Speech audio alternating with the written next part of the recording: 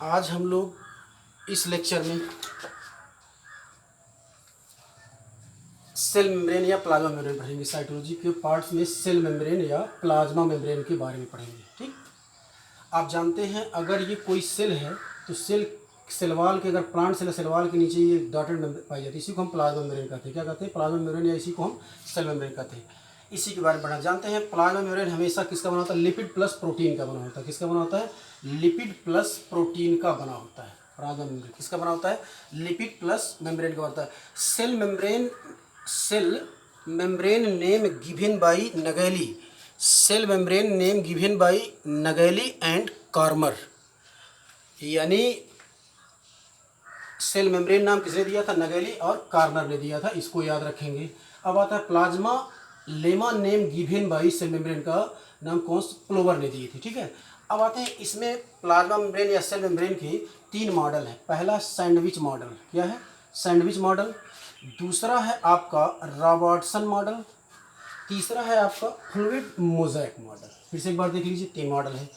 पहला है sandwich model. क्या है? सैंडविच मॉडल पहला। दूसरा है रॉबर्टसन मॉडल। तीसरा क्या है? Fluid and mosaic model. क्या है? Fluid and mosaic model. Clear. अब आते हैं सैंडविच मॉडल। डैनियल एंड डेवेंसन ने दिए थे। किसने दिया था? डैनियल और डेवेंसन ने दिए थे। ये ट्राई लैमिलर स्ट्रक्चर है। क्या है? Tri lamellar structure.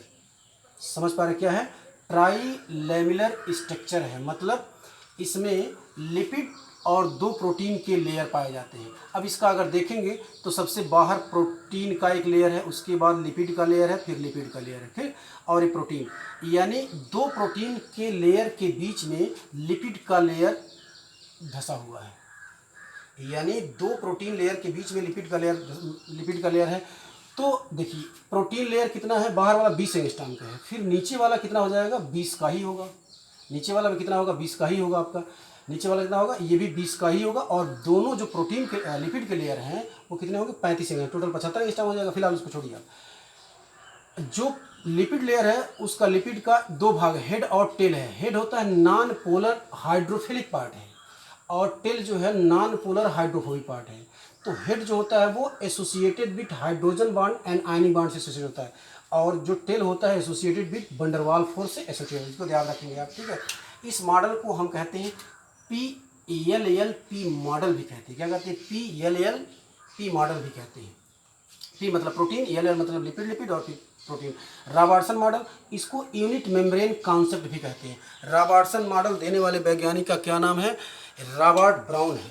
अब इनके अनुसार देखिए, जो प्रोटीन के ऊपर मॉलिक्यूल जो 20 एंगस्ट्रॉम है, और फिर नीचे भी 20 एंगस्ट्रॉम ही, बीच में लिपिड के 2 लेयर हैं जो 35 एंगस्ट्रॉम के। टोटल प्लाज्मा मेम्ब्रेन या यूनिट मेम्ब्रेन या सेल मेम्ब्रेन की थिकनेस कितना हो जाएगा? 75 एंगस्ट्रॉम हो जाएगा। ध्यान रखेंगे, लिपिड 35 एंगस्ट्रॉम के, लिपिड का थिकनेस जो 35 एंगस्ट्रॉम है, और प्रोटीन का 20 ऊपर वाले लेयर का 20 एंगस्ट्रॉम, नीचे वाले लेयर का 20 एंगस्ट्रॉम होता है। समझ पा रहे ना?